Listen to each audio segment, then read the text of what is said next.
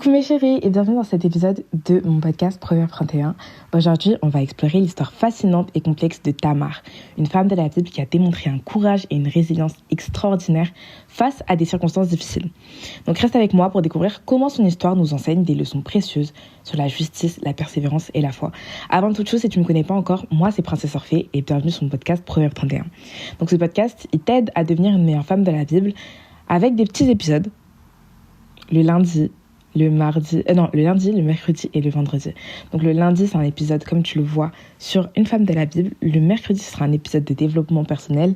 Et le vendredi, c'est un épisode sur ta vie chrétienne, sur comment devenir la femme de Proverbe 31. Le but de tous ces épisodes et de mon podcast, c'est de t'aider à devenir une meilleure femme, une meilleure personne et surtout de devenir la personne que tu rêves de devenir.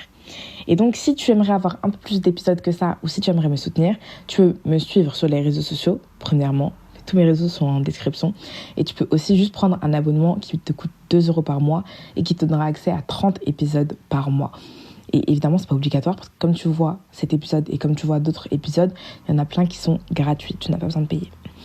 Mais si tu veux le faire pour m'encourager, je vais pas dire non. Donc bref, aujourd'hui, on va voir Tamar qui est une figure clé dans l'Ancien Testament.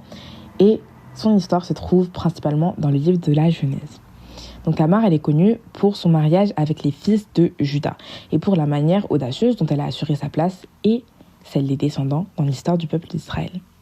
Donc Tamar, elle vivait à l'époque des patriarches, dans une société où les femmes avaient peu de droits et dépendaient souvent des hommes pour leur protection et leur subsistance. Tamar, elle est introduite dans la Bible dans Genèse 38. Elle est donnée en mariage à Er, le fils aîné de Juda. Pas le Judas qui a trahi Jésus, je tiens à le préciser quand même. C'est un Judas qui est dans l'Ancien Testament.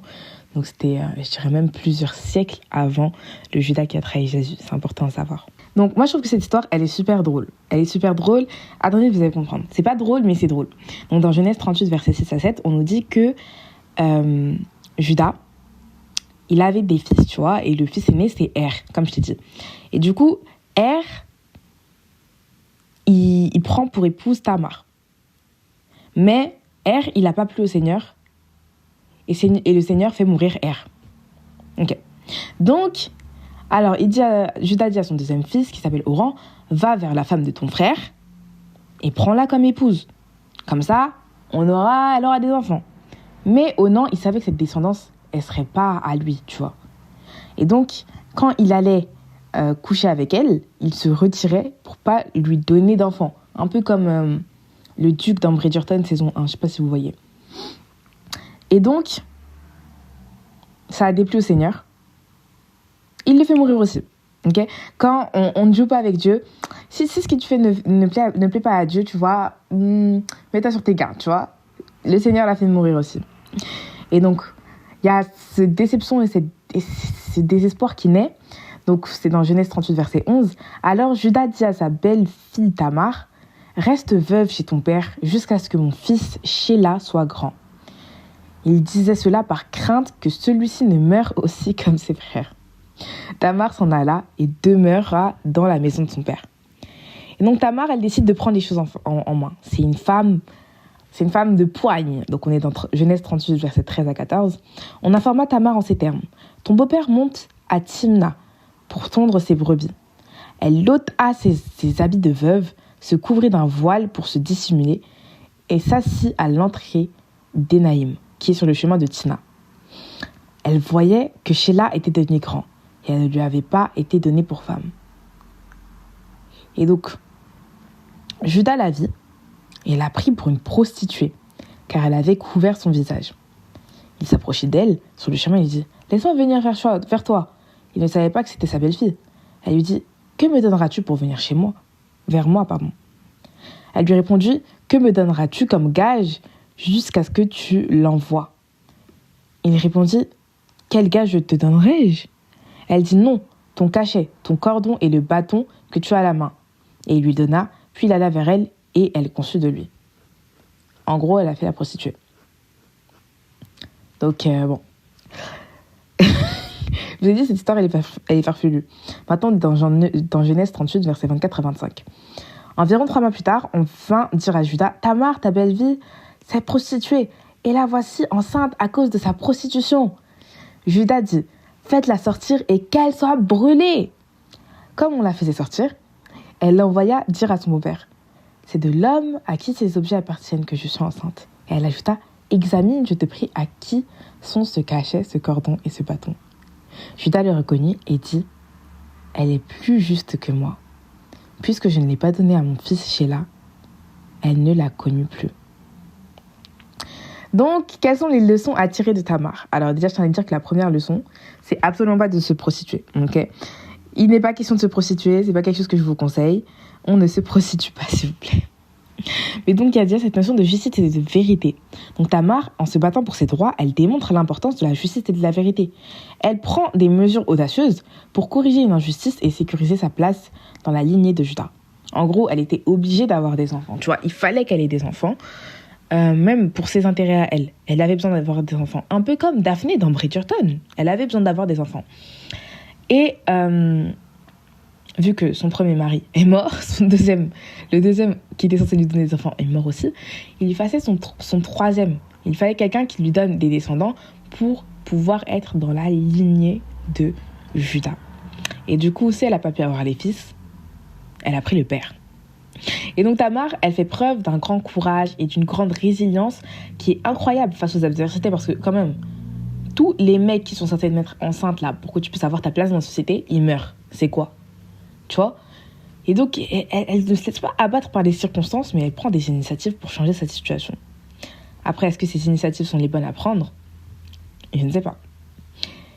Et ça montre encore le rôle des femmes dans le plan de Dieu. L'histoire de Tamar, elle montre que même dans des cultures patriarcales, les femmes, elles jouent un rôle crucial dans le plan de Dieu. Tamar, elle devient un ancêtre direct de Jésus-Christ.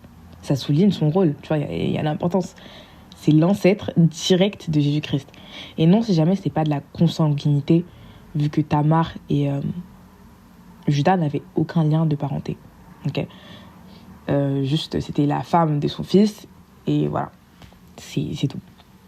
Et donc, en résumé, Tamar, c'est une figure biblique complexe, parce que on se dit bien que ce qu'elle a fait n'est pas moral d'une certaine façon, et d'une autre façon, on se dit que ce qu'elle a fait, c'est exactement ce qu'il fallait faire pour ses intérêts à elle. Donc ça nous enseigne des leçons précieuses sur la justice, le courage et la foi. Et aussi, on note que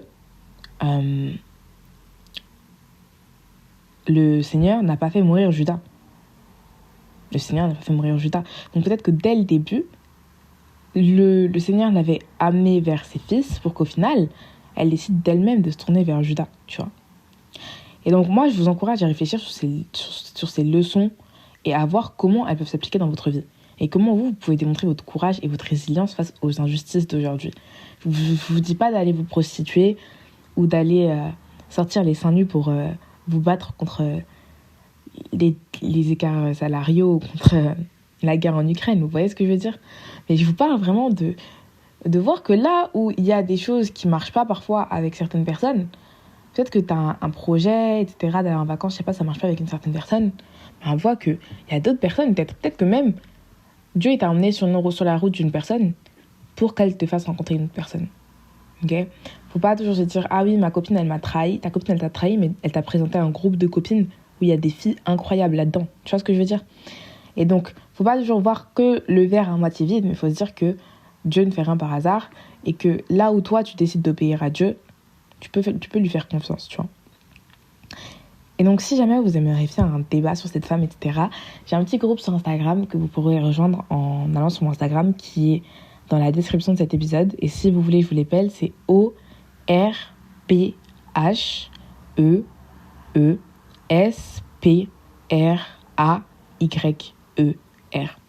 Orpheus Prayer. Et c'est mon Instagram et mon TikTok, donc n'hésite pas à me follow. Il suffit de m'envoyer un petit message pour que je te rajoute dans le groupe qui t'intéresse. En tout cas, c'était un plaisir de faire cet épisode aujourd'hui et on se retrouve très très très bientôt. Que Dieu vous bénisse, tu es béni et tu es une bénédiction. Amen.